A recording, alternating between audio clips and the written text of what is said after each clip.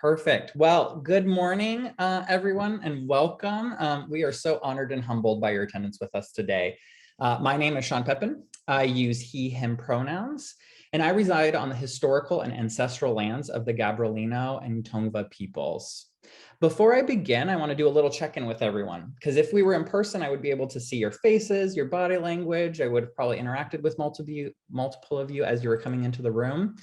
So since we can't do that, I would love if you would please share in a reaction down below, one of those emojis, about how you're feeling today. So take a moment and just throw up an emoji.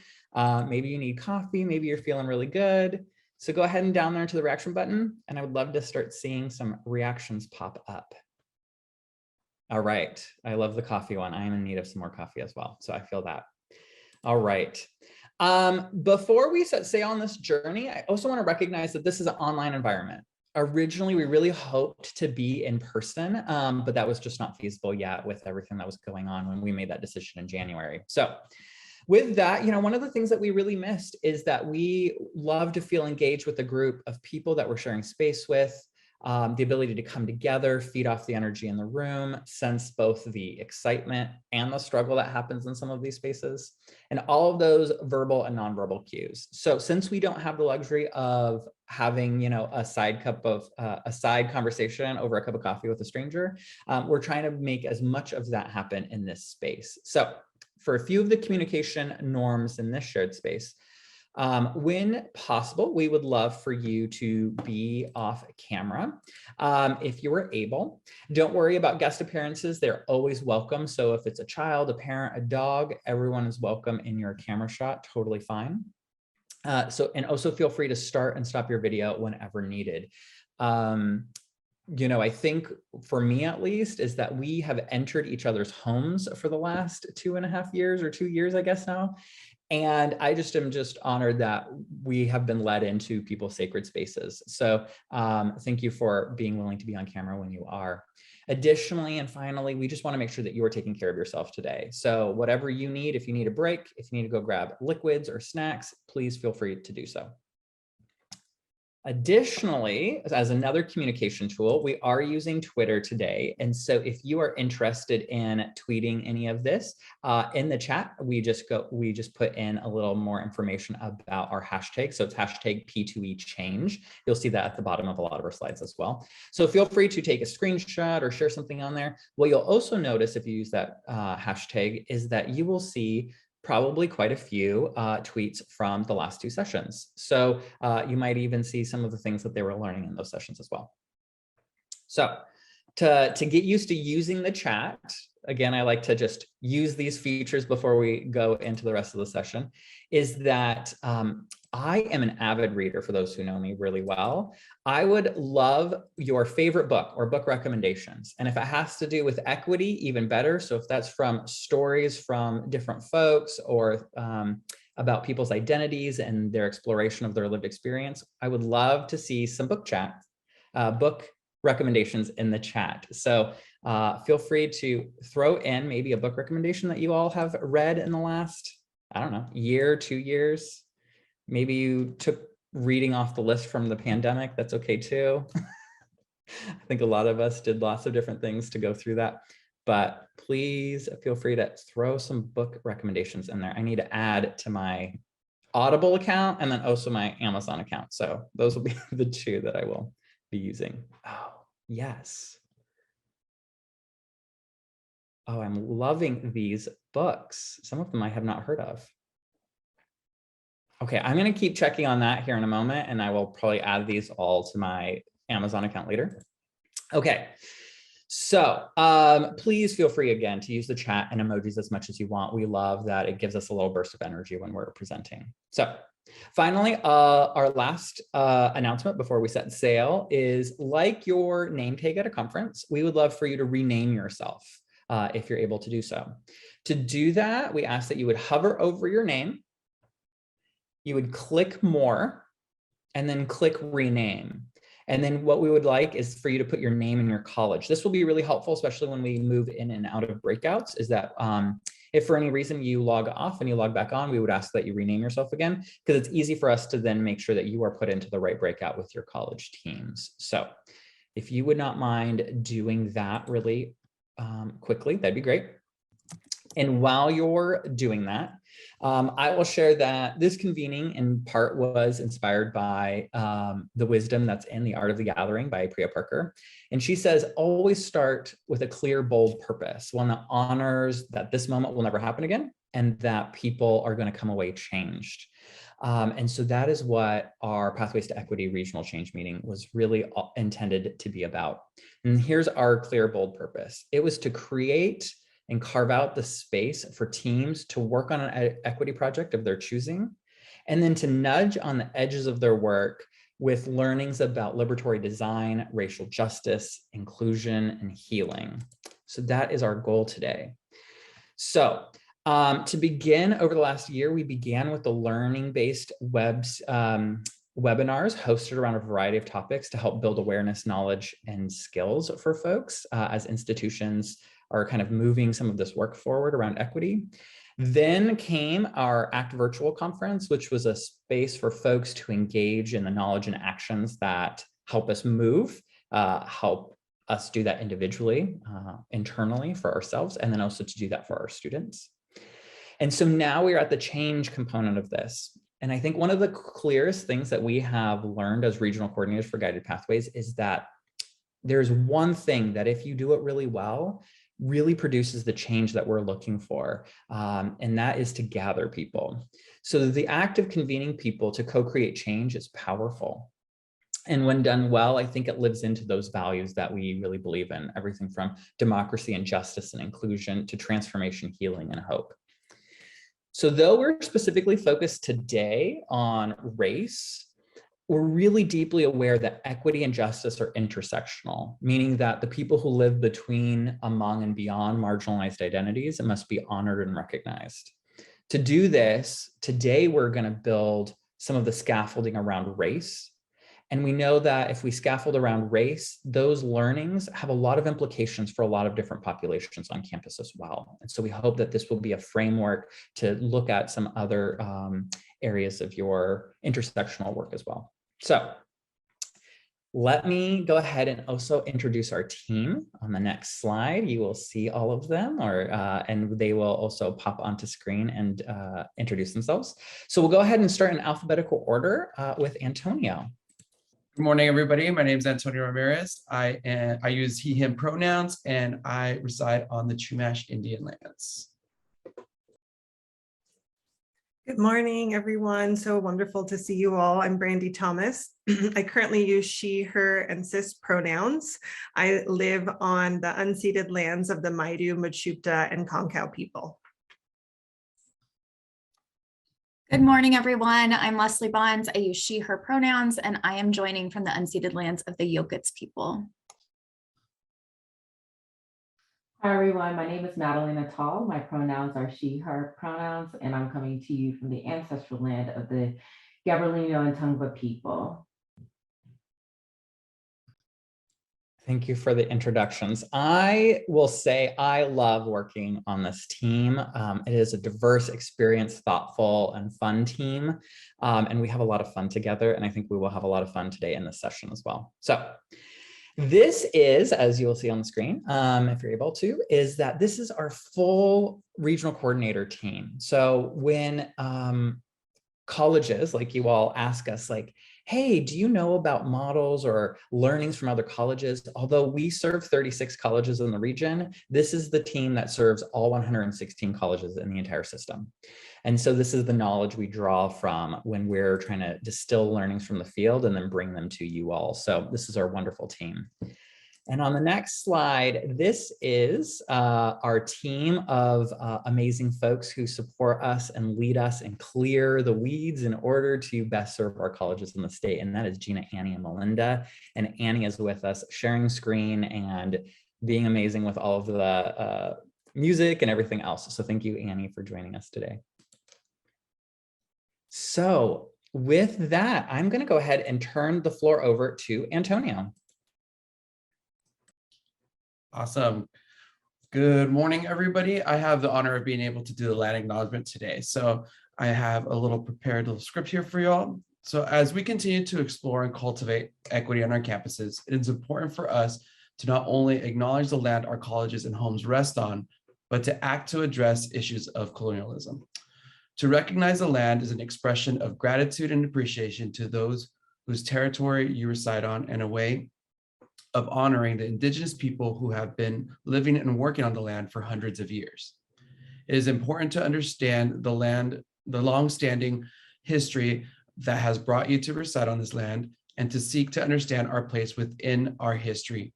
Land acknowledgements do not exist in a past tense or a historical context. Colonialism is a current ongoing process, and we need to build our mindfulness of our present participation. It is also worth noting that acknowledging the land is indigenous protocol.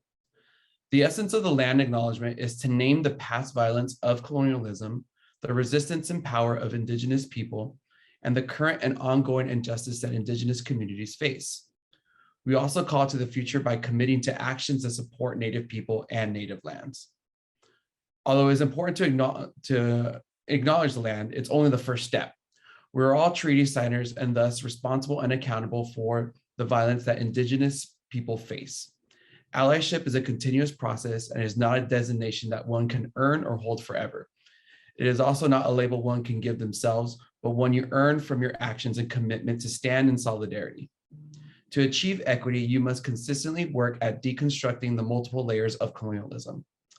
We're dropping in a few links in the chat for you all to continue your education, as well as to increase your advocacy and allyship for indigenous people. So you'll see that in the chat there.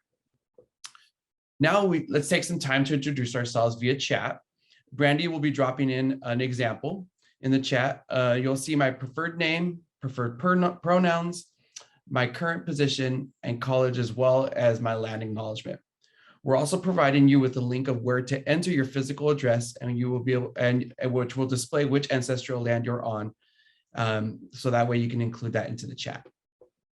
As you are all clicking on that link and doing what you need to do to figure out what ancestral land you may reside on, there are other few questions that are also going to be dropped in the chat that would be good for you all to take back to your colleges in order to be able to have more inclusive environment, as well as acknowledging the land that your colleges reside on.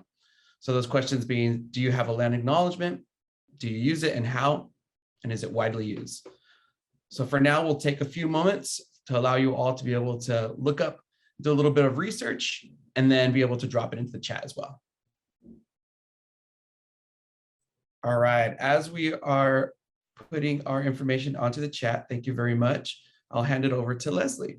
Okay, good morning, everyone. I'm loving reading these acknowledgements here. I especially loved this acknowledgement that Lisa shared in the chat. So go ahead and check that out. And as you are looking up where you're joining from and taking a moment to really honor the land that you're joining from, we're going to go ahead and switch into a bit of the context for today. So here, I know this is kind of a big shift, right, into away from the land acknowledgement and right into the content. So thanks for bearing with us. But really, we wanted to take a moment to kind of center us in how we all arrive today, that we have been doing this really important work for years. We have been, really engaged in guided pathways efforts, and in the past few years, really ramping up our own equity efforts. How do we align this work? All with our system's North Star that we know as the vision for success in mind. And I think of the vision for success much like a strategic plan. It has goals that I think most of us know by now. They include things like increasing completion and transfer rates, reducing units accumulated, improving employment rates, and closing equity gaps across all of these measures.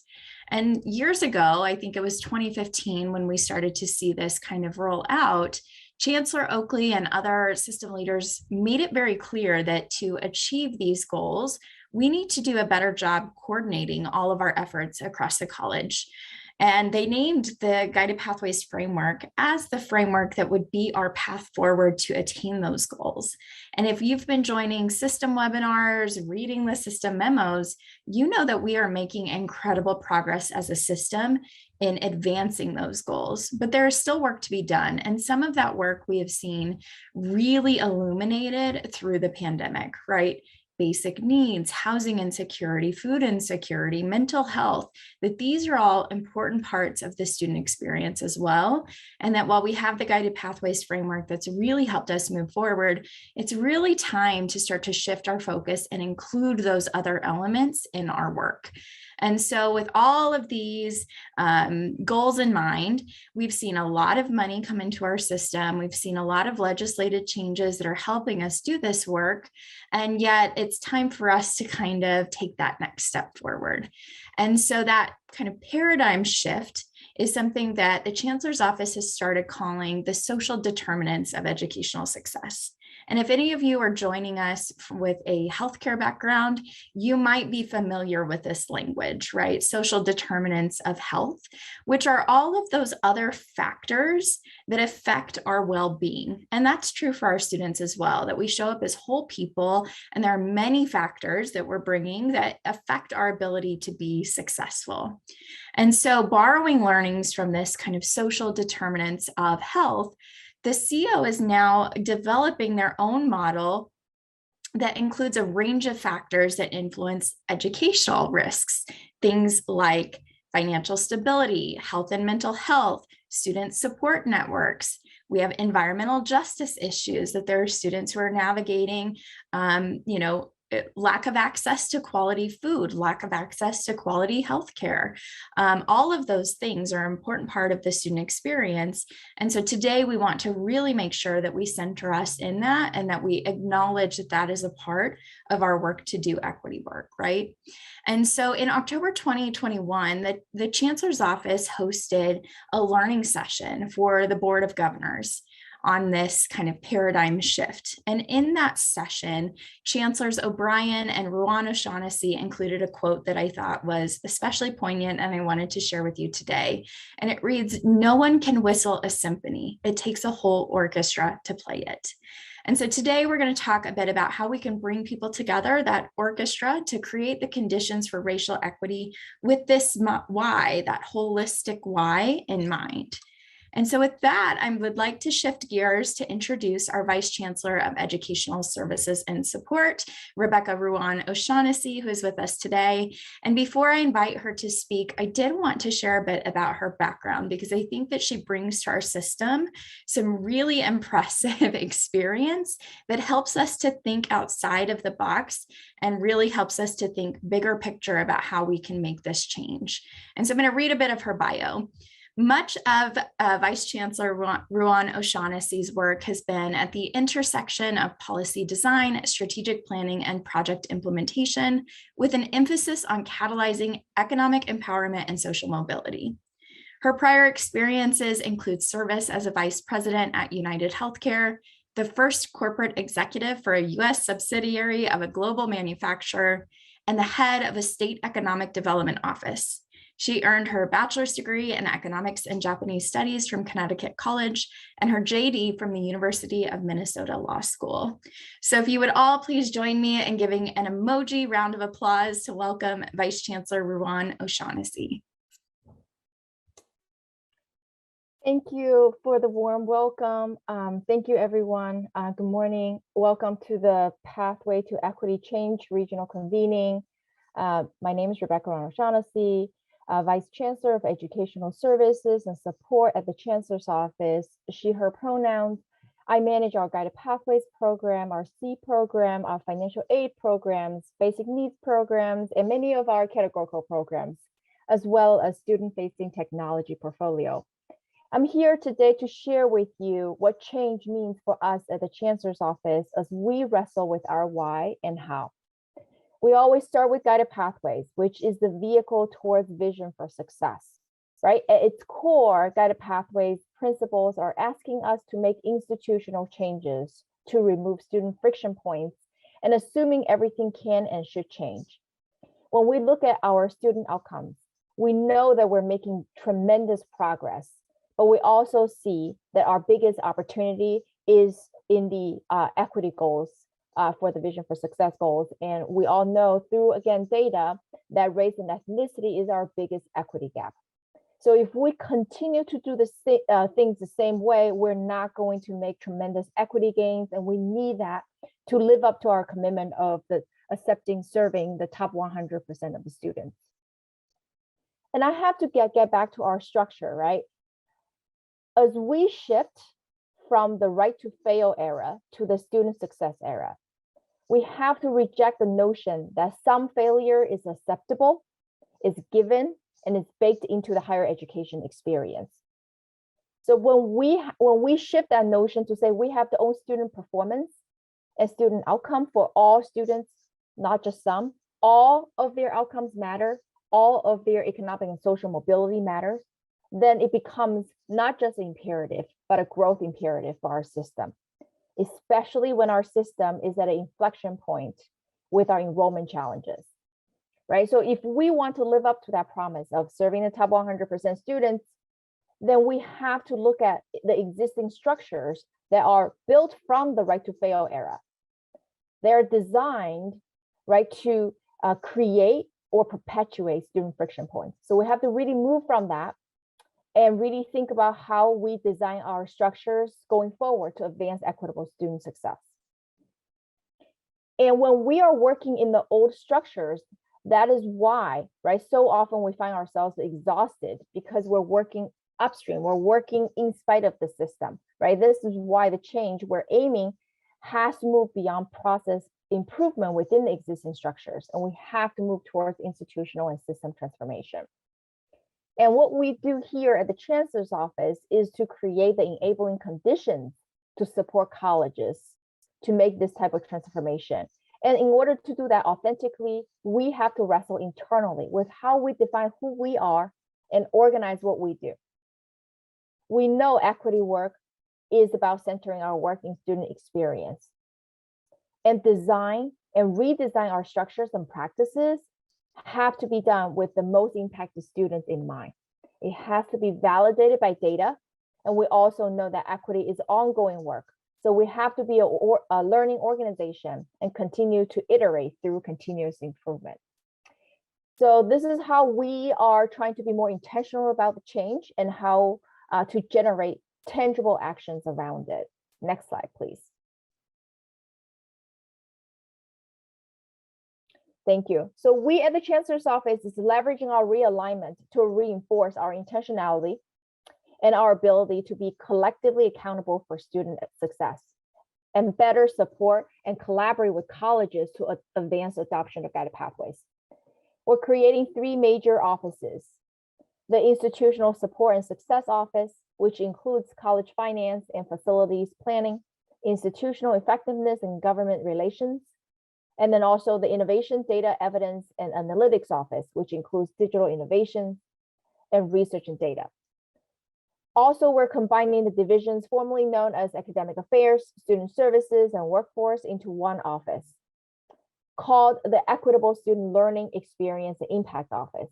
That's a super long name, and we haven't figured out, the best acronyms for that yet. But this slide really, thank you. This slide really illustrates that alignment, which makes explicit our commitment to shift our orientation from institutional programs and pilots. You heard my earlier introduction of like, here are all the things I manage, right? And that really reflects the structures that benefits us and helps us with our organization, right? And we have to kind of shift that commitment from that to what matters to students, which are learning experience and impact. And these 3 bubbles is kind of our attempt to take a step further and begin to define what all that means. To us, it means we want to create the enabling conditions to support the development of empowered learners, to ensure a sense of unconditional belonging for our students, and ultimately to advance career mobility for our students.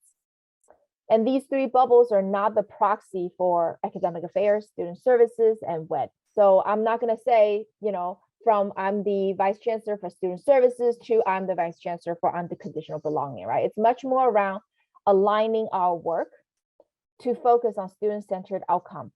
So my work and the programs I manage have to serve purposes that, support the development of empowered learners, ensuring a sense of unconditional belonging, and/or advancing career mobility. So it has to hit one or more of these three bubbles. So it's really our clear commitment to say, once we focus on what student needs, then our existing structures become secondary, right? We have to shift the messy work of navigation and coordination from students to us. And we're doing a lot of the internal work right now to continue to build out a theory of change around this, to align the work and then to prioritize and focus the work. Next slide, please. When I think about my area of responsibilities, which are the programs that provide student support services, I also need to interrogate the existing structure of these programs and shift orientation accordingly towards students. So when we think about student support services, we see on one hand, our services are tied to associated funding streams, and they are currently moving through the system structures, programs, and pilots in an organized way. But by the time they get to students, they become a lot more chaotic, right? Students face a cafeteria style programs that they may or may not be qualified for. And these programs may or may not be helpful to them. So the burdens of navigation, application, and coordination rest with the students. And these burdens often are compounded for those students who need more services. When we need contingencies, like whether or not you're savvy, whether or not you know the right people, whether or not you show up at the right time, to receive the services and be successful, then that's a structural issue, right? Because without contingencies, many students will be left out of the support infrastructure. And let me go back, we have to support 100% of the students. We can't just say, my program only has capacity to serve 20, therefore, the other ones are not my problem, right? All the students are all of our problems. We have resources and sometimes we do have limited resources, but we have to work together. It's about mindset shift. And that's why this is important for the paradigm shift that I just kind of articulated. How do we move from accumulation of programs and pilots, trying to maximize impact on their own, to a student-centered ecosystem approach? So on this slide, you will see there are two interlocking parts to this ecosystem. At the center of this ecosystem is burden shifting. If we change our orientation from what we can offer students to what students need ultimately to be successful, then the efforts to help students overcome burdens one by one alone are necessary, but insufficient. We need to shift burdens from students to institutions. That means we also need to tackle and dismantle inequitable structures. Some of the critical components of that effort is, again, go back to the students, right? It has to start from student friction points. So we need student leadership in pushing and validating the work. Also, we need to then understand, if we're student-centered in terms of our support, the infrastructure has to be created to provide a continuum of support. So it's not just limited to the services when the students come to us in front of in our program offices. And then fundamentally, last step, continuous improvement. How do we really leverage data to understand how we can better, strengthen our work? So the outer circle is the social determinants of educational success framework, adopted from social determinants of health concept. We're surfacing three core social determinants here, and financial stability, physical and mental well-being, and support networks, because at a system level, we see these three factors contribute to most of the basic needs and security our students are facing, and are largely within our sphere of influence and control. And we want to prioritize our energies in these areas. And the reason why we choose the term of social determinants, or especially the operative word being determinant, is our hypothesis to say what's happening outside of instruction has significant impact in a student's ability to be successful. So you can have the best professor, best materials, but if you're hungry, it's just not reasonable for us to expect students to continue to persist and complete in our educational system, simply because they have many needs that they will have to address before they can engage meaningfully in the educational process. So there are a few things we want to do with this framework. One, to really move beyond the temptation that the scope of services that we provide to our students are defined by the programs we offer. We have to move towards the inclusive notion that everything that a student would need to be successful, which are social determinants, are all within our realm of concern, right? So that really pushes us for understanding and developing a student-centered comprehensive solution. And two, to emphasize the importance of upstream thinking and strategic planning so we can better identify the problem, be both proactive and responsive with the support we provide to the students. Think about the quote around, how do we have to play together to create a symphony. That's really the approach we're trying to take, right? So think about, you see my background this week is mental health week. How do we really strengthen the capacity of our mental health practitioners, but also how do we ensure a DEIA affirming campus, right? Understanding that some of the stressors, psychosocial stressor and trauma can come from the classroom, right? Due to racial battle fatigue and others. And then think about also, right, when we see students, they're housing insecure or homeless, how much of it is a housing problem and how much of it is something that we can address upstream through financial stability. Since we know the direct connection between financial stressors and housing insecurity. And lastly, we really have to recognize the importance of intersectionality. And I think, we are, I'm talking to a group of champions here, so I'm not worried about it, but I think that's a really important point to highlight. Intersectionality among student identities and barriers, so we can maximize resources and shift structures. And our service delivery can both serve the many through equity-focused structural design and serve the few through high-touch interventions offered by our various identity programs to meet the diverse needs of our students. So that really concludes my presentation today. I want to thank you for your work and commitment to be here today. I also want to appreciate all the work you have done so far. For today, I hope you can embrace change, leverage change, and engage in the continuous improvement process together and bring the spirit of change back into our college's DNA. We, the Chancellor's Office, don't have the answer, but with your leadership and insight, we collectively will. So again, enjoy today, and we can't wait to learn from all of you. Thank you.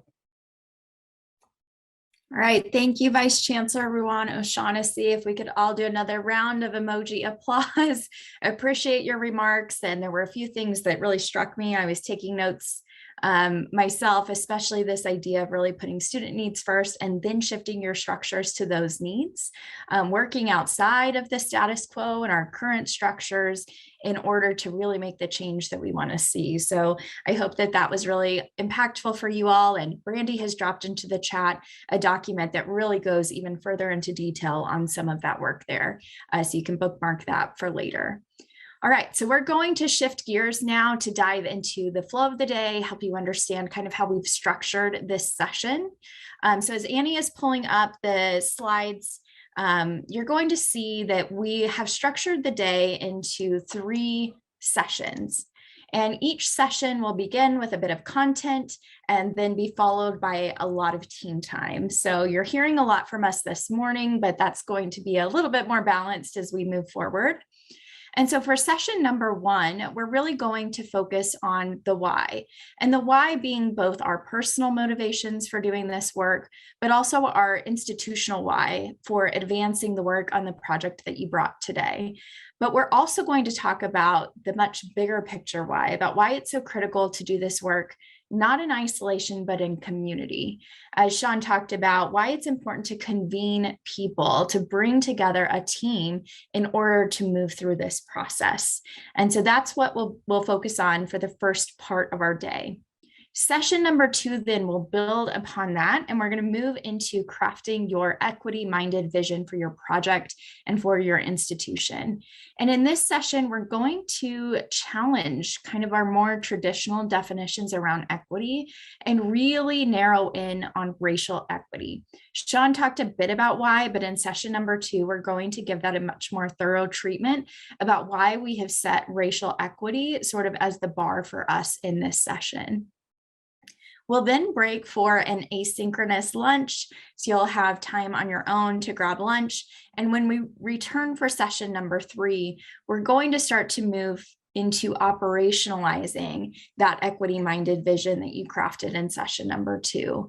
We have put together a lot of resources for you to help you kind of begin action planning and getting this work off the ground. But we also acknowledge that it is Friday in May. And so we really have put the vast majority of your team time. Yes, thank you all for being here on a Friday in May. But the vast majority of the team time today is going to come after lunch so that you get time with your team to really focus in on what do we need to do to make the next phase in our work here to get things off the ground. So please plan to stick around after lunch and you'll get lots of team time. So now to navigate these sessions, we've created a lot of different resources for you. And so I'm going to go ahead and ask Annie to stop sharing screen so I can show you those. One of them, and Brandy's going to drop these into the chat, is an individual participant guide for you to follow along. And the other is a college team workspace. So let me share my screen so that you can see what it is that I'm referencing. Okay, so here is the college team workspace link. It's going to take you into a folder that has the workspaces for all of the colleges who are joining us today. Now, each one of these workspaces, I'm going to go into coastlines, has slides that are for you to log, to record the conversations, the work, the ideas that you have. These are completely for you to control, to edit, to tear apart, to redo, whatever makes sense for you. Given that we're in a virtual space, think about this as those big Post-it notes that you have on the wall when you're in a conference room together. Because we don't have that, we've created these spaces. And so to demonstrate this for you, you'll see, for example, there are spaces where you can type into these boxes. There are spaces where you can move things around. So you can say, I really like this idea. And you can move these sort of Post-it notes around and click into them and write. So this is, again, for you to do whatever work your team needs to do. And in just a few moments, we're going to take a moment to kind of assign the roles for your team so you know who will be sharing your screen in your sessions, who will be recording these notes, and so on. So please, make a copy of this, you'll have access to it after you leave this session today. This is completely yours. And if you have questions about it, just let us know. The second resource, in addition to the college workspace, is an individual participant guide. So if you're like me, where you need a little bit more time to kind of process, and I do my best thinking in writing form. And so as I'm taking notes throughout a session, I need a space to do that. We've created a guide for you where you can edit and add your own thoughts, takeaways, sketch out your own reflections into this space. The links that Brandy shared, the first one will be a PDF. So here's one that you can just download and make a copy on your computer, or there's an editable Google Doc. So it'll prompt you to make your own copy. So again, make your own copy, download it, whatever works for you, and use this as a space to jot down your notes throughout the day, because our goal is really that this is only the beginning of this work, that there will be a lot of follow-up. And we know, again, it being May, that you'll want somewhere that you've recorded all of that work. So I'm going to stop share there, and we can jump back into the slide deck.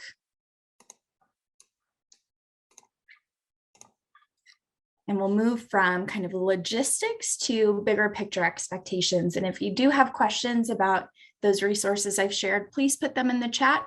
And before we go into our first breakout, we'll take some time to take questions verbally as well. But for now, we're going to shift into those bigger picture expectations and our goals for you. So we as a team have 4 kind of primary goals. The first is to give you time with your team. Every time we go into these spaces, and many of you are coming out of the California Guided Pathways Institute last week, what do we always ask for? More time with our team, more team time. We work together every day. We spend 8 hours to get together on Zoom. And yet it's really difficult to find time to meet in community. And so we've tried to build that into the day. So again, content followed by lots of team time. The second goal is that we'll be disseminating tools to help you examine your own projects for racial equity. So we will present some content, but we also have an entire toolkit that will help you take this back to your campus and do this in community with a larger team if you'd like. The third is obviously to remind you of the support that you have in your Guided Pathways regional coordinators for free. We are here. We are all here to support you. Many of you have worked with us individually. If you haven't yet, then hopefully you will get a chance to meet us and get to kind of understand how we can come into your space and support you in moving through whatever is your priority at the moment. And then finally is to role model an approach to convening. So I want to take a moment and pause to dive a bit further into this goal about role modeling an approach to convening. So I think most of us know that our work requires meetings and a whole lot of them. And if we've all seen the memes on the internet that this meeting could have been an email. Most of our meetings feel like a waste of time, that we aren't really sure why we're joining those meetings. We don't feel like we're getting anywhere. And yet they're our most powerful way to connect with one another and to get our work done, because people are our greatest resource. And so we really want to start to shift to acknowledge that meetings are crucial and that they can be done much better. And so in that spirit, we are hoping to kind of role model for you ways to convene a team, effective convening strategies. And to do that, we're going to do our due diligence throughout the day to share with you what we're doing as we're doing it. In other words, we aim to give you practical tips on running an inclusive, equity-minded convening space. And so we'll ask you to consider taking notes on what my team jokes with me about, but that I call meta moments. So what about these things that we consider facilitative moves might you borrow and then deploy on your own campus to improve your own meetings? And so in that spirit, Brandy's going to drop a few of those meta moments that we've kind of walked through so far together into the chat so you can see some of those strategies. For example, creating the college workspace to focus your conversations and breakouts, giving you a common thing to kind of focus in on so you understand your role. Those are some of the strategies that we've deployed.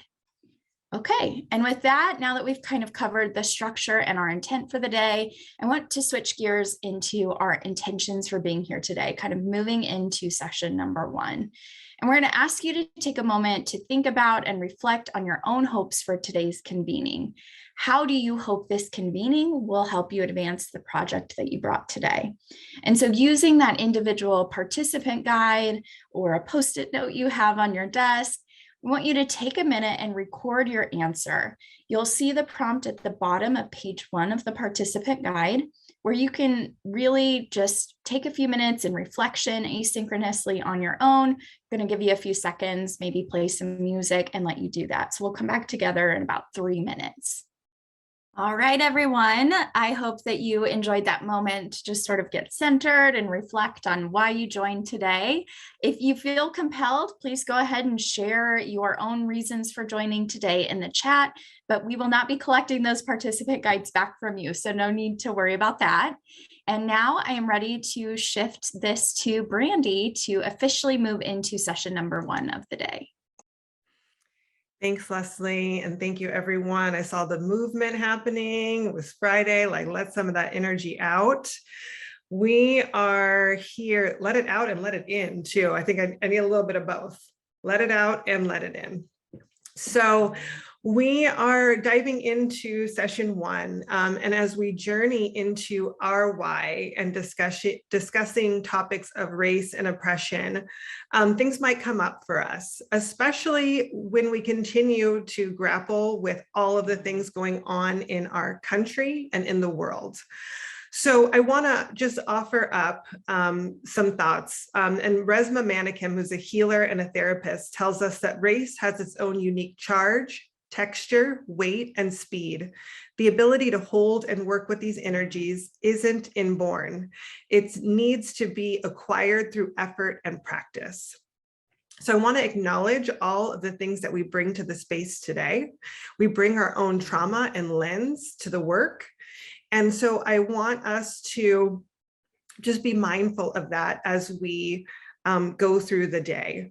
And if you find that you need to take care of yourself in the moment, I offer these ways of maybe humming or belly breathing or just moving and releasing some of that energy from your body.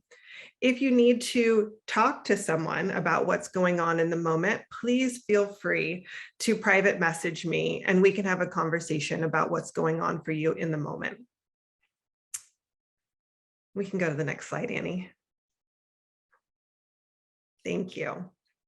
So today is all about change, and this session in particular is about understanding the why. And to get to the why, we must have an intentional created space that elicits this. Let's start by imagining a time when equity efforts were stalled on your campus. Was it because lack of trust? Was it because of traditional linear strategies or that rushed, pressured feeling that leads to hasty choices that are not rooted in community? There are a number of things that could dismantle our work, and the National Equity Project helped create this mindset, this liberatory design, to help us be intentional in creating a space that is human-centered and can handle the messiness of deep equity work. Liberatory design is created as a creative problem-solving approach and practice that centers equity and supports us in designing for liberation. At the core, liberatory design believes racism and inequities have been designed into systems, and thus it can be redesigned. Designing for equity requires the meaningful participation of those impacted by inequities. So you'll see later and in the resources when we see this model of equity leadership, and it's not top down or bottom up, it's from the center out. Who is most impacted? Part of liberatory design are these 12 mindsets that you see here on the screen. These mindsets can be used creatively to help bring self-awareness and intentionality to your equity work. They help us expand the realm of possibility and inspire courageousness. When we are not intentional with setting our design and mindsets, this leads to status quo processes rooted in white supremacy. On your campus, liberatory design can be used everywhere, from committee meetings, team events, to strategic planning. I invite you to imagine a college-wide strategic planning event rooted in liberatory design. What would that feel like? What would that sound like? What would that be like? With different processes, these will give ways to different results. Can go to the next slide. Thank you. Our planning committee used these mindsets to help guide our work. And throughout the day, you will see these liberatory design mindsets. For session 1, we're focused on the mindsets of building relational trust and focus on human values. These mindsets focus on trust, honoring stories, and anchor all of our decision-making in human values. So in a few moments, we are going to have you whisked away to your breakout rooms for your first team time. And we are going to have you develop some community agreements. And community agreements are a powerful strategy in building successful teams. The process of constructing agreements is often more important than the actual product. These agreements help us build trust and safety to have courageous and transformational action. There's relational community agreements. These are about how we want to be in relationship to each other, speak your truth, be present. These will serve as our norms of the day. There's the operational agreements, so about the structure, and these will be our roles for the day. And so why are community agreements, why do they matter? We can't achieve our vision in a hostile, disrespectful, and undermining group culture.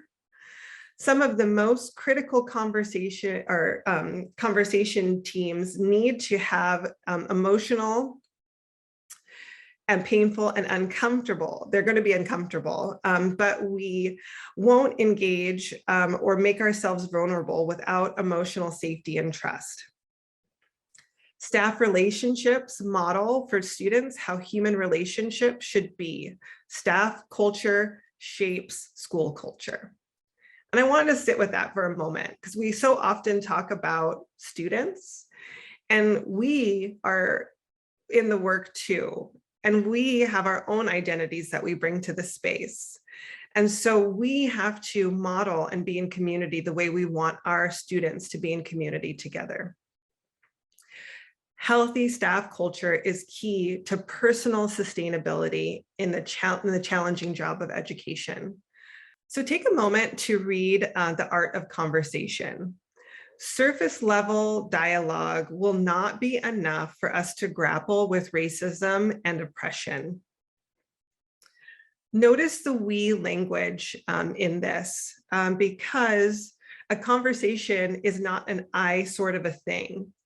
There's multiple people in this conversation. And so it's about we, it's about us. So please take a moment to read this and what's resonating for you. And you can drop that in the chat. Yeah, we slow down.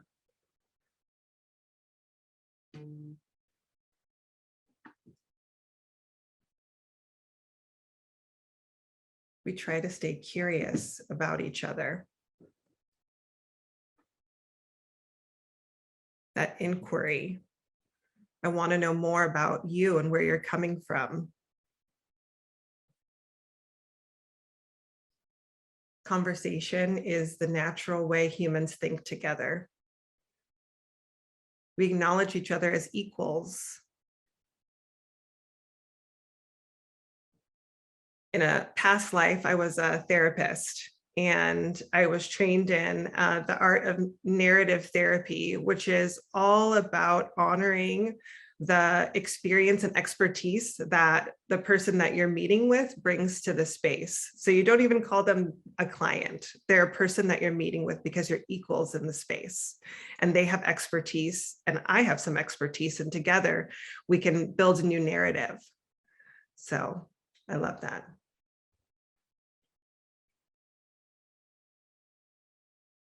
All right, I think we can go on to the next slide. Thank you everyone for dropping that in the chat. So in your breakout time, which we'll go to in a minute, we are going to ask you to have some roles for the day. There will be a facilitator, which is the person that will kind of help move the conversation along. And one of the key parts, I think, of the facilitator is making sure that all voices are heard. So if there's someone that is not entering the conversation, how do you call them into the conversation so that we all have a chance to talk and have our thoughts be heard? Because again, we're coming in as equals. We all have expertise in this conversation. We need someone to be the documenter. So Leslie introduced that college team space, which the documenter will be working in. Everyone will have a chance to work in there as well, but one person will be helping to take notes for your team. The process checker, are we moving along? Are we doing what we need to do? Kind of wrangle us in, keep us on task. Timekeeper, just someone to make sure we'll drop little notes, but someone that's like being mindful of the time.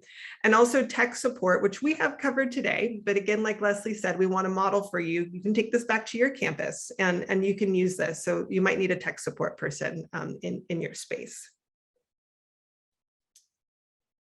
And go to the next slide. We also are offering you some norms today. All of these norms are very important, and one might be more salient than another one in the moment. And if you have others to add, please, in your group time, offer up a different norm. In the college workspace, the stars that you see on the screen, you'll actually be able to move them around. And so we encourage you, when you're in your team time, to have a discussion and to actually physically move the star around to the norm that is most salient for you and what's coming up for you today that you really would like to honor, and the group to honor.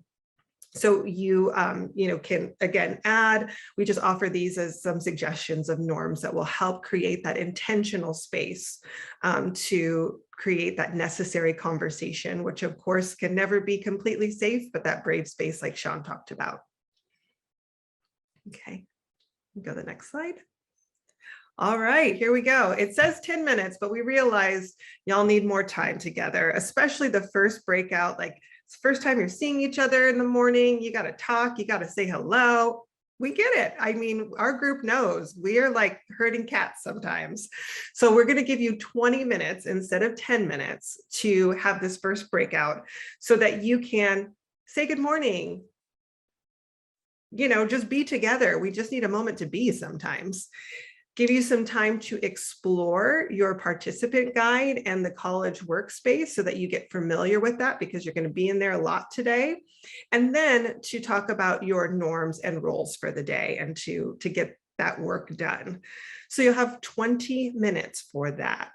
And we're going to go ahead and stop recording. Thank you. Thank you. Well, welcome everybody. Hopefully you all enjoyed your first breakout. We're able to interact with some of those tools that we were able to provide for you. But of course, being the most important tool that Leslie talked about is people.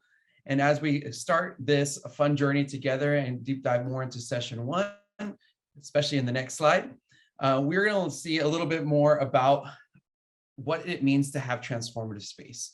We know that because people are our greatest source, there's also room for it to be a little bit messy. And that's where it comes together when we come as a team to convene, that we need to make sure that we acknowledge and honor the space that we all come from here. Just know that it's going to be messy and that it's going to be a fun time together. So the slide that's displayed right now is just an example of where we want to be, correct?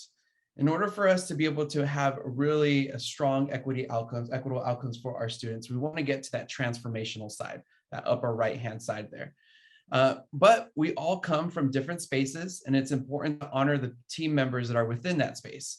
So we want to make sure that we work within the context of our group.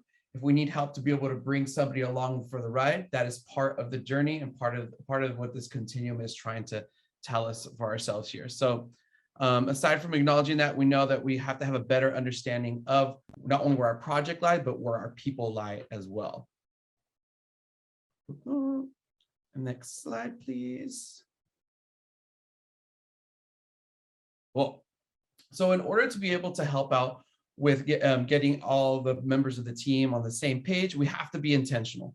So these questions that you see on here displayed on the side are reminders for attendees to know what matters in order for us to be intentional in our work. And we often feel pressure many times when we are not intentional to move fast. And that feeling of having to move fast actually comes from very deep-seated structural, institutional type of roots seated within white supremacy.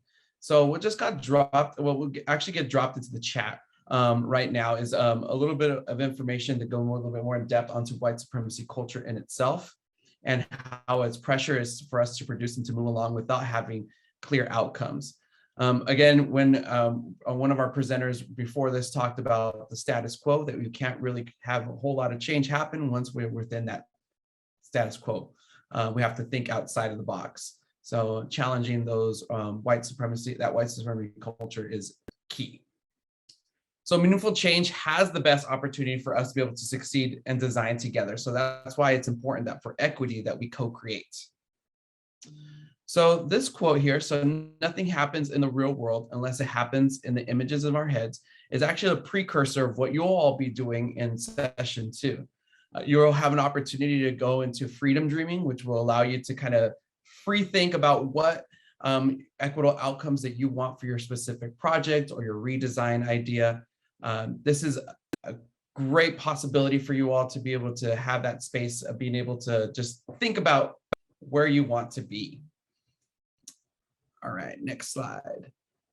So just when you thought you were able to turn your video off, we are about to actually whisk you away into another breakout session here. And we're going to be talking a little bit more about why you're here, but not just why you are personally here, but as well as working together with your group and figuring out what your project why is, as well as your campus why. So you have inside your college workspace, there's opportunities there and different prompts for you to be able to see between slides 5 to 10 in that workspace, different questions that'll help guide your conversation, just to make sure that everyone has an idea of where they are in that continuum, where they want their project to be, and why they're even convened here all together.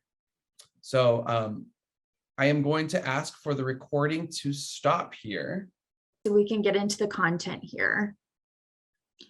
Okay, so session number 2, as I introduced at the beginning of the day, is really going to build upon what you did during session 1 in defining your why. And so now that you have that why defined, we're going to start to move into exploring the building blocks of transformative design.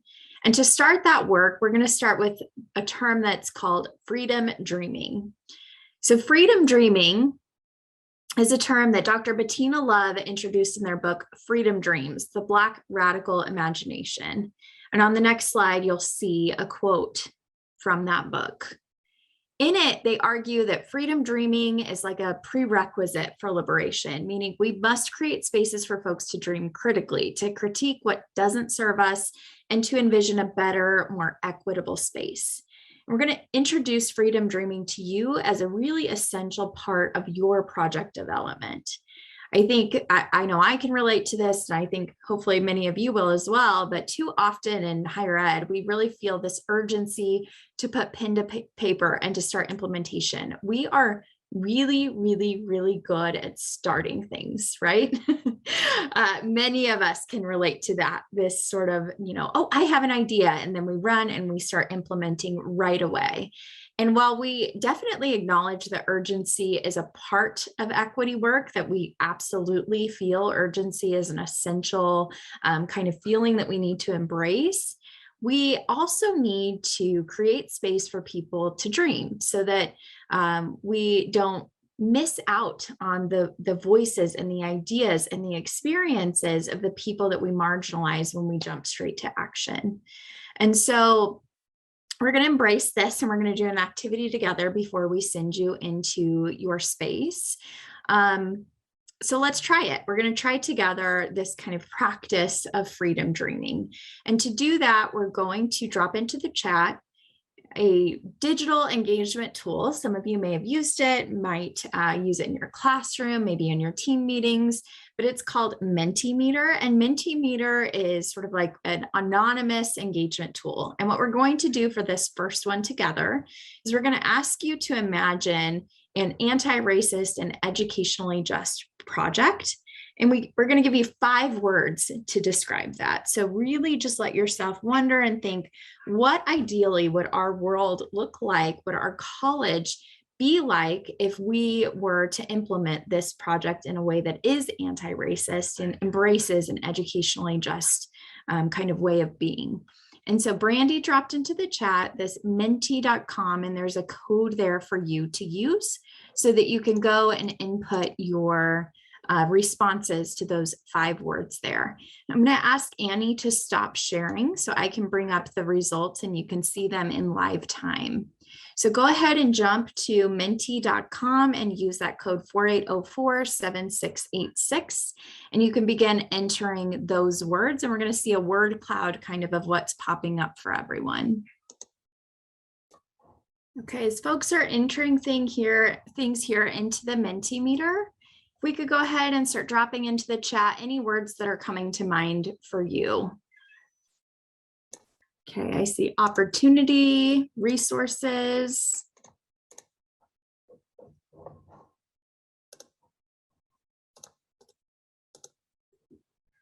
Oh, I love love, validating, kindness, caring.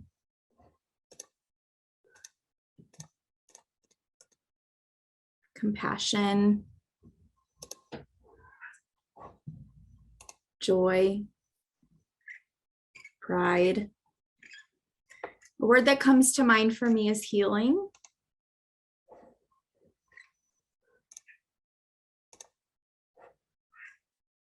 Okay, so what I'm seeing here, and we're going to work on getting you this word cloud, is that this is, more than just outcomes, right? It's more than just an enrollment number or completion of math and English. And those things are certainly important. And they're absolutely parts of our project design, that these academic outcomes and improving equity along those outcomes is a critical anchor for us.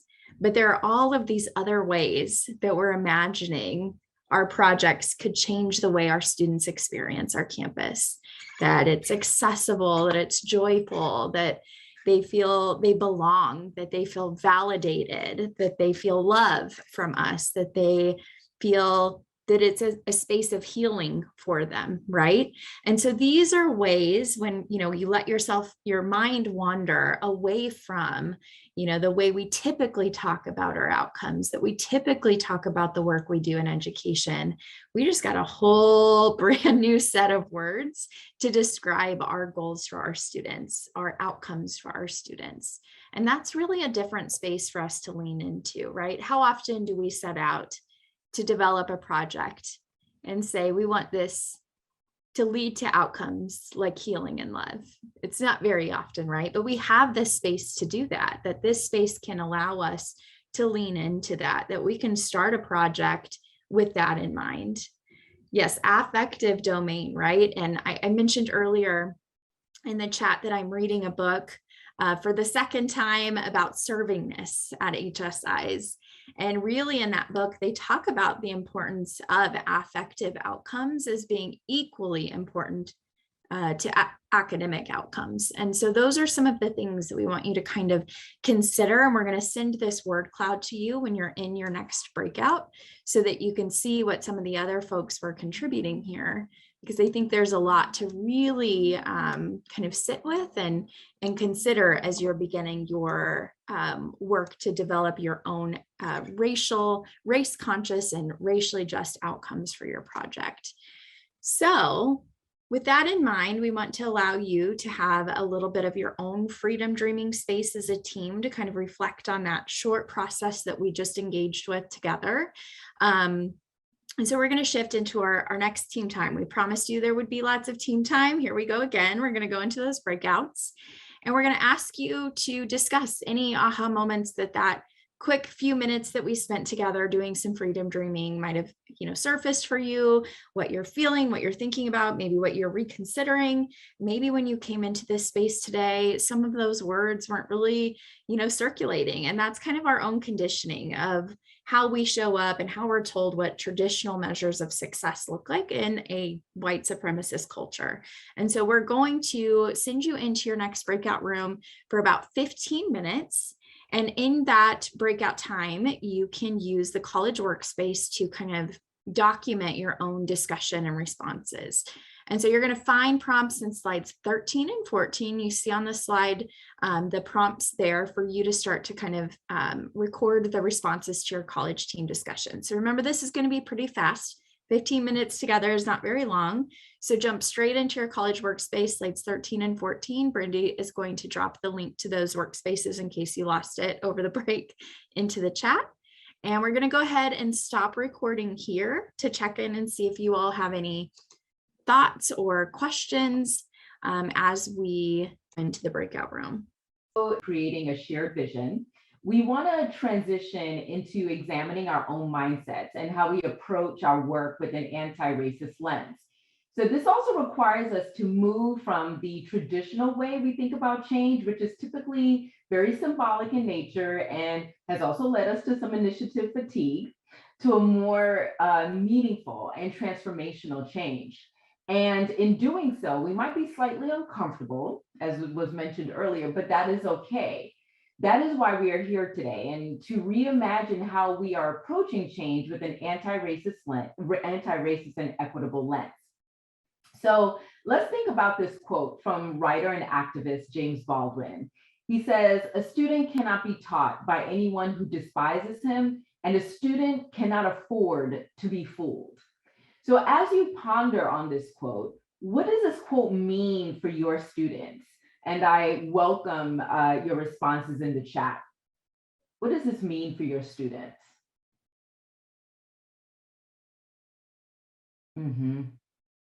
Again, yeah, love is definitely at that core. Our students are harmed by instructors that do not love them and believe in their ability. Trust, huge, absolutely. Students want to trust those who promise them opportunities. They should not be gaslit through their education. Absolutely, that is such a huge piece to all of this. Respect, love, authenticity, yes. Yeah, you can't fake caring about your students. Thank you. Yeah, yeah, that was a mic drop moment right there. Absolutely. Ooh. All right, thank you for that. So next slide, please. So the liberatory mindset framework helps us to approach our work with intention, to help us recognize oppression and how we live and work and realize alternate ways of being and doing and expand our frame of reference for what is possible. So how do we do this? First, creative courage. We want to ask ourselves, how are we exercising creative courage? When we are exercising creative courage, we are able to push through self-doubt, fragility, so we can approach our design bravely against oppression. So here you'll want to think about, well, what does that mean for your team? What does creativity look like and feel like to your team? You'll want to create an environment that is conducive to sharing and the celebration of wild ideas, along with the mistakes that will come when trying them, because that is okay. Mistakes are okay. Next, you'll want to practice self-awareness, which helps you to increase capacity to work with humility, curiosity, and courage. And when we bring self-awareness and intention to our design practice, we acknowledge and challenge our assumptions. You are regularly asking yourself, how does my identity, my race, my class, gender, or other identifiers position me in society and within my institution relative to privilege and oppression? And how might my identity impact people and processes? Lastly, you'll want to have the lens to recognize oppression in its many forms that leads to inequities. And being able to identify what designs, structures, policies, processes, practices over time have produced these inequities, whether it's intentional or unintentional.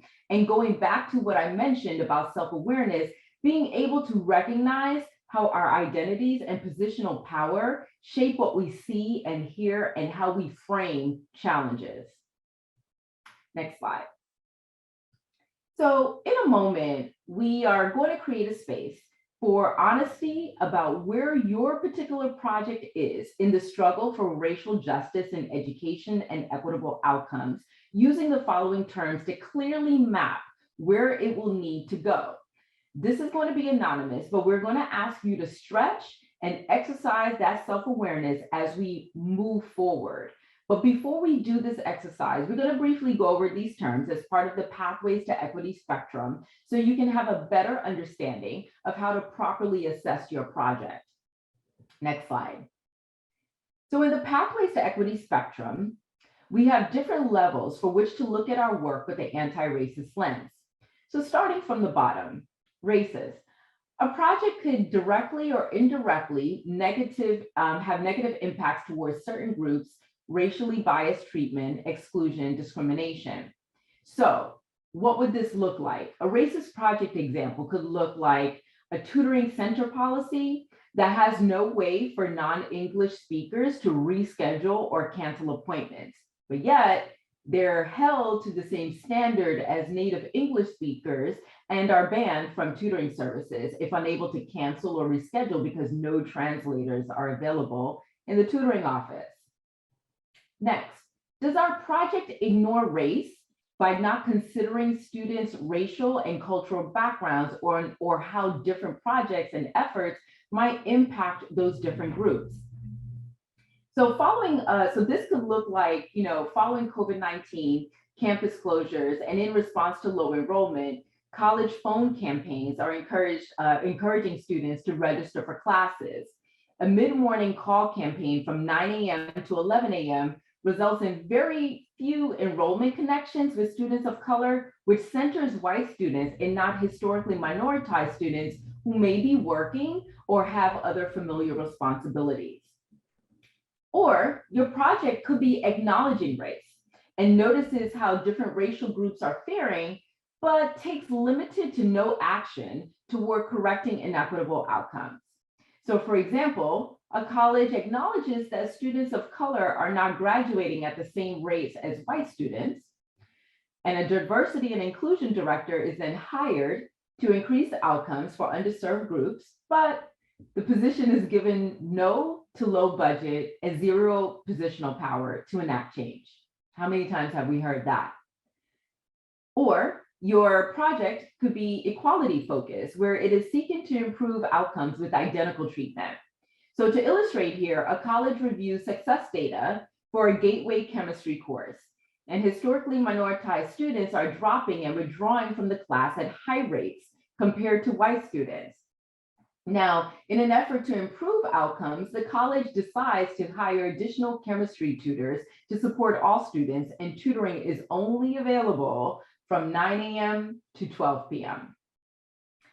And lastly, a project is considered to be anti-racist and equitable, and is designed to center historically excluded groups. So, but what does this look like in practice? Now, you may think about looking at scaling up existing programs such as Umoja and Puente, etc. However, when we think about an anti-racist and equitable institution, we really need to look at how we fundamentally restructure our entire institution.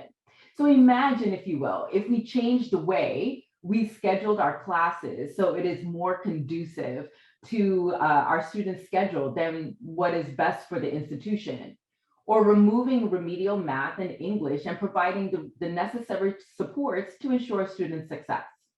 So that's just a couple of examples of how we truly transform and restructure our entire institution with the anti-racist and equitable lens. Next slide. So now that we went over these different categories and some examples of what that might look like, let's reflect on your institution's particular project and what you are working on. So I want you to consider where your project is. How would you rate your current redesign plan?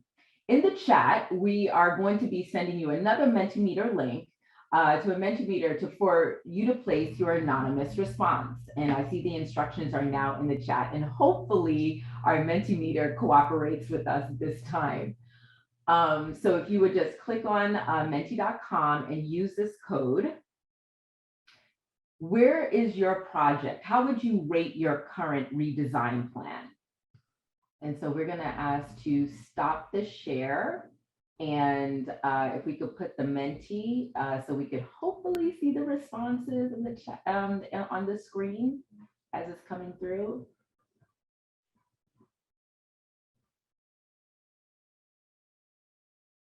Awesome. All right, so it seems like many of you are thinking somewhere around 3.5.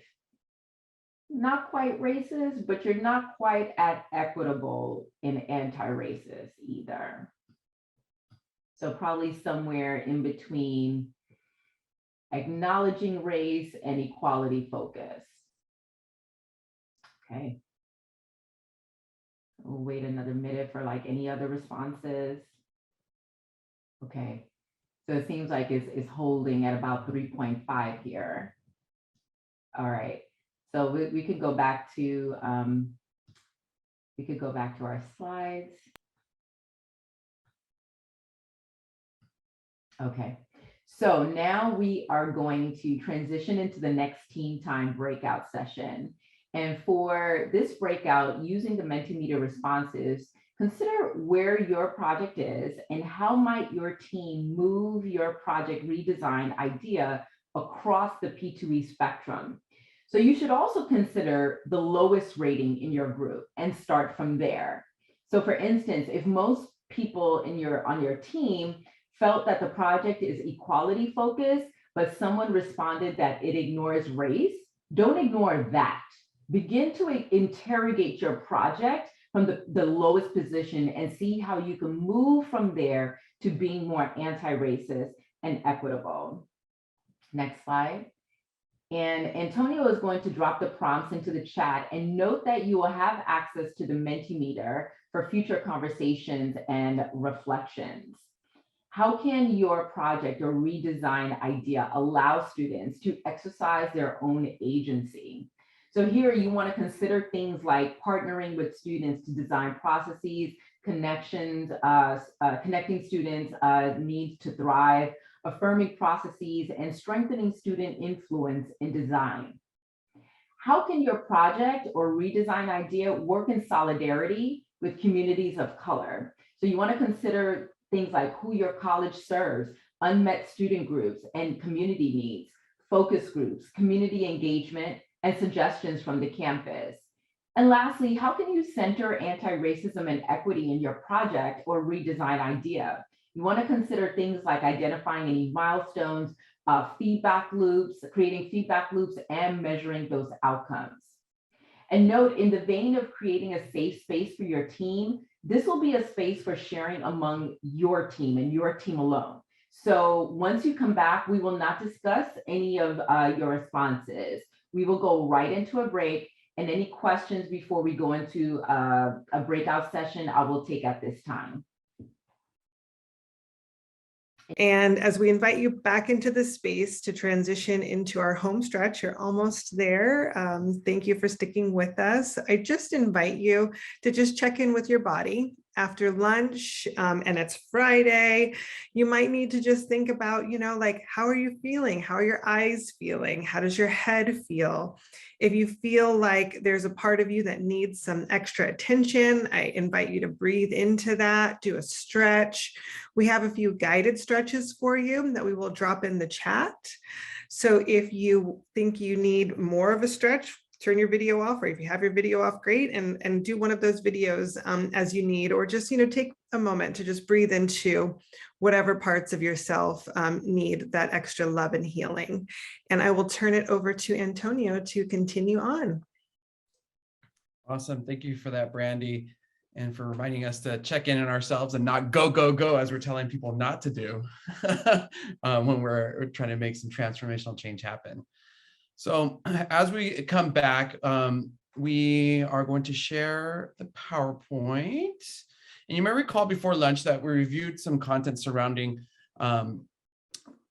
racism, and how to be anti-racist, and having that sort of lens when we focused on our specific projects and redesigns, and being able to take that back to our specific groups.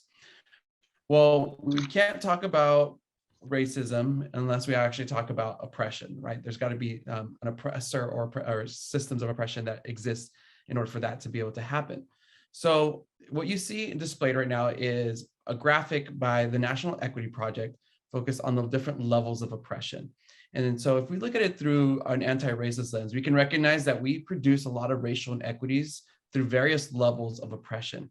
So if we take a look at there, you can see that it manifests in the individual, in the interpersonal, institutional, and as well as in the structural levels. So there's many, many things here. Now, what we're going to do is we're actually going to drop it into the chat, a few different resources for you to be able to take a look at. There's two documents there. One is the first rendition, and then the second document is actually going to be the one that's the most up to date, talking about oppression in a more in-depth way. Now, this is really good reading to have with your group or independently together to digest it. It's pretty heavy, but there are some questions that you can sit around when you're having these discussions. The questions like, how might you name the system in which we are all sitting in? So that can be in the project level, it can be on the committee level, any of those things there. And although we don't, we don't have time to be able to go through all these different levels of oppression, we often design projects and initiatives within one or two of these levels, but most of the time miss the mark and see how they're actually connected and interconnected with one another. So next slide, please. So the way that we can actually avoid these sort of pitfalls is by holding design principles in hand.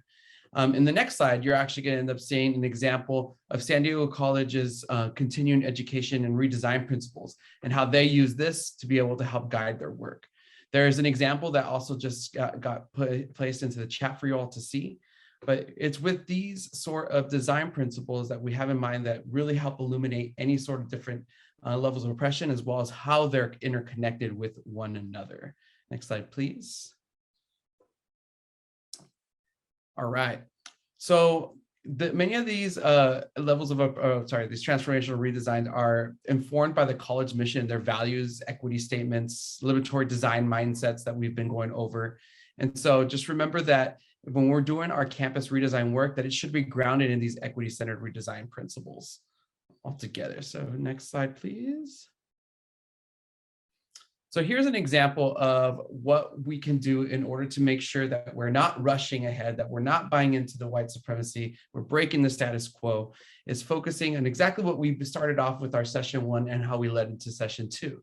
We really focused on to freedom dreaming as the very top. And then we have now been talking about redesign principles. Now, this is something that you can definitely do with your college. You can do it with your committee, whichever that you need to. But along the way, you can see as you start funneling down, that's when you actually start getting more towards the action, which is what we're going to end up leading to in our session 3 together. So remember to keep in mind the different freedom dreaming that you've had, the why you're here in general, here with your group, because in session 3, we're really going to start taking this backwards design approach and put it into action. And with that, I will hand it over to Sean. Perfect. So this afternoon, we are moving into the action planning, which I think is many people's favorite space. So you've been thinking through some pieces, and now we're going to start moving into some action items. And so in the slides that you all have, like if you notice on slide 60, for those of you who have it up, or if we can share that really quickly, I just want to kind of give you a really quick overview of where we're going, and then I'm going to tell you where we're going to go, and then I'm going to reverse engineer what we've done so far. So we're going to like put this into practice. So this afternoon for session 3 is some of the content that we're presenting to you is from NEP, and they have this wonderful see, engage, act way of thinking about things, that there is the see first. But what we really started to think about is that C is some potentially ableist language. And so we have actually removed that, as you can see, or as you can recognize. See, yeah, we did this in our last session too. It's really hard to like unlearn some of the ableist language. So as you'll recognize, we're using the word recognize and then engage and act. And so that is the flow of where we are going. So with that, let me go ahead and just kind of reflect a little bit about where our morning was and kind of move us through to where we are now. So this kind of bridge, because I think some of you might still be coming out of your food time and starting to think through this. So let's just reflect on this. This morning, we were in dialogue about our why. Why is it that we're doing this work? A few years ago, I had done some research around so why is social justice so challenging to sustain? And in a single line, what emerged from the interviews that I had conducted with folks was that the challenge is that this is my life, this is my pain, and this is my people's pain. So those who are engaged in social justice work, this is what they kept telling me about why it's so hard to sustain this work. Because when your life is on the line, or when your trans sister can't get access to healthcare she needs, or because every day you or the people you care about are targets of subtle and sometimes not so subtle attacks on your humanity and dignity, it causes us to have a lot of these emotional responses, this feeling that emerges for us. So this is why we start with the why. It is our moral, philosophical, and personal grounding to the work. The ground from which we lay our foundation is also that well of emotion as well, right? That is from which we tell our stories and how we connect to each other's stories. So that's why this emotional part is so important, as it's part of our storytelling process. Then we moved into the next component of the work, which is dreaming of a future. dreaming of the future is really about the idea of hope, that something else is possible. We don't know what that something else might be yet, but some more just and equitable alternative is out there and is feasible. And so there are two conditions of hope. So if we want hope to thrive, two conditions. One, change is possible. And two, I can create that change. So that's why we had that freedom training component, which is change is possible. So I can imagine some future where we are in a different place than we are now. And then the action plan that I can help create that change. So this is kind of the why we're bridging into this. So it's all about now creating a plan for your campus and your colleagues to convene and co-create and implement your equity project. So I think in the next slide, if I'm not mistaken, maybe it's, one more slide after that. Yes, I just did our bridge. So perfect. Thank you so much, Stacy. I skipped ahead. So like we had in all of the other sessions before, here are a few of the Liberatory Design cards that may resonate with the action planning part of the day. And the two that we think really apply to this area is share, don't sell. This is the practice of being transparent and non-attachment to your ideas and as collaborators, is that when you share an idea, you are giving it to the space and it now no longer belongs to you. It belongs to the community from which you can work with. The other one is take action to learn. This is that oppression is complex and must be addressed with courage and ongoing action. And so I think it's all about like, how can we not attach to the ways that we are like thinking and learning about this, that we just have to experiment and try to figure this out as we go. So it's a lot of action and learning and that kind of reflexivity that goes on there.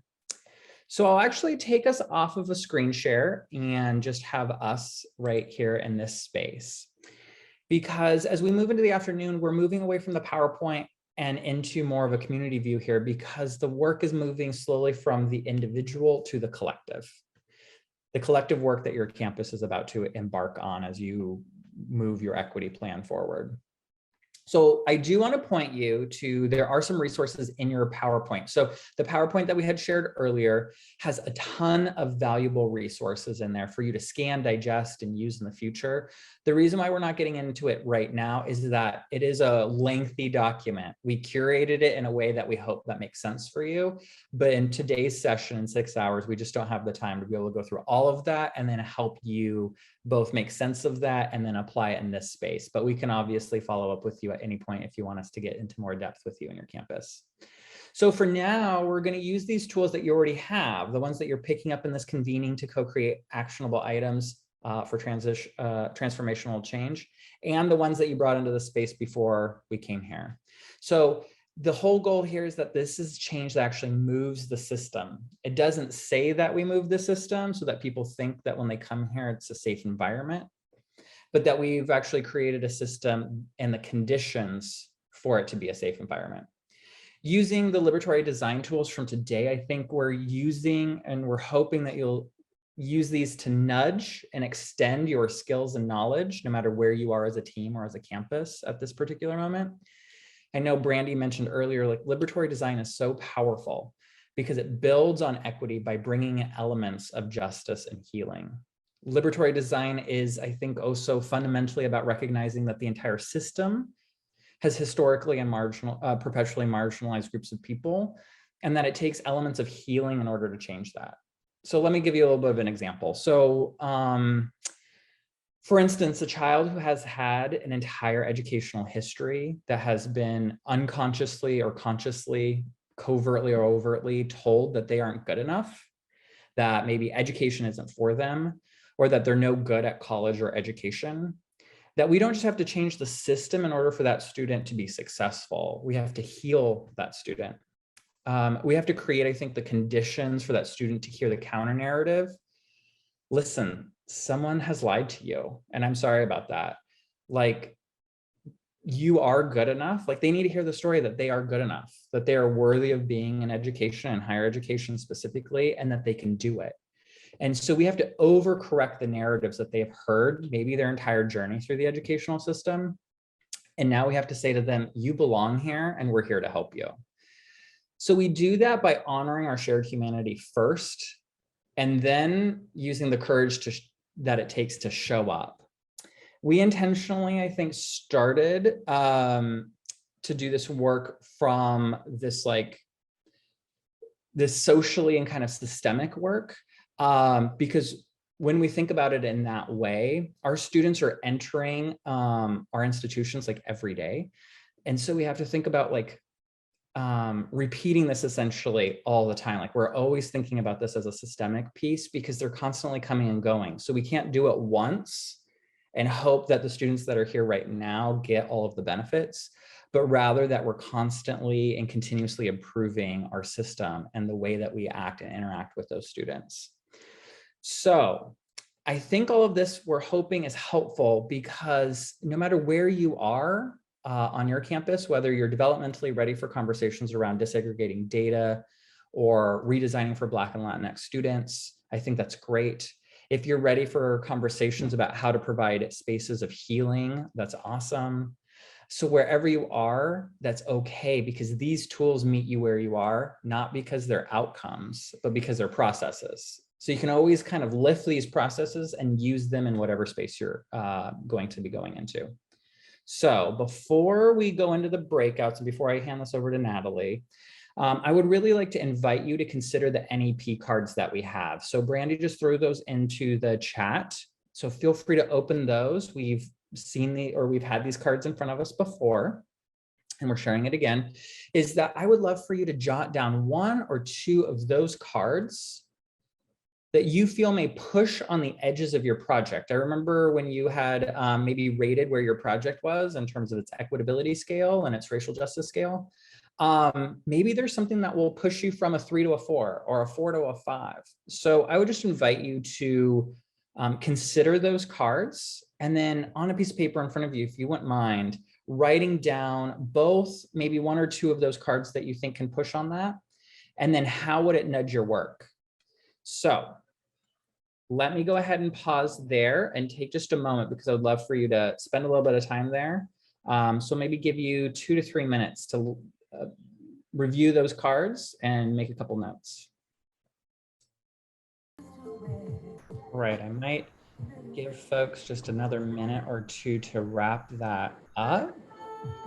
But I would love if you would not mind, if you are feeling brave enough and courageous enough in this space, to maybe post which one of these cards might be pushing you to think differently or think more about your own project. I will, in transparency and also leaning into that discomfort, I will post my own, as I was thinking about this convening in some ways. Was around the work with fear and discomfort. I think sometimes presenting to a very large audience of folks, I had to think a lot about leaning into my own discomfort about presenting this kind of content to folks and hoping that it lands, and being uncertain if you all are getting the same thing that we wanted from this for you all. So that was my own reflection when I was thinking through some of these cards. So some other folks are sharing things like liberatory collaboration and the work to transform power. I think these are all really wonderful, but I love that. 2 mindsets for them are around fear and discomfort and exercising creative courage. Are there other folks who might be willing to share in the chat? Yes, linger more, inquire in the space. Yes, I like that. I think hopefully, again, these cards are here not to tell you what to do, but rather to share with you some principles about how to do it maybe just a little bit better than you did it before. And again, it's just about pushing on the edges if your project and your team are comfortable in doing that. But again, no matter where you are, I think we're hoping that these mindsets and this work, it's giving you the right tools to be able to move your project forward for both your campus and for your students. So with that, I will go ahead and turn the floor over to Natalie. Thank you, Sean. So with that framing that Sean has set for you, for the next hour, we invite you to get together as a team to do some reflection and planning. So for the first part, we encourage you to take some time to reflect on the following prompts. I will also have those in the chat. When you look at these tools, what mindset will you be cognizant of? And where do you most need to begin? And which GPRC toolbox tool should we use for our project? Consider some of the tools that we have outlined for you in the chat. So the next part of this activity will be to create an action plan on next steps. So using your college's workspace on slide 26, you'll create a plan that will outline your goals, the tasks that will need to be done to achieve those goals, who will be responsible, a timeline for when that will happen, and what kind of resources you need to be able to achieve those goals. So you'll have 1 hour for this activity. And before we do that, do we have any questions before we go into the breakout?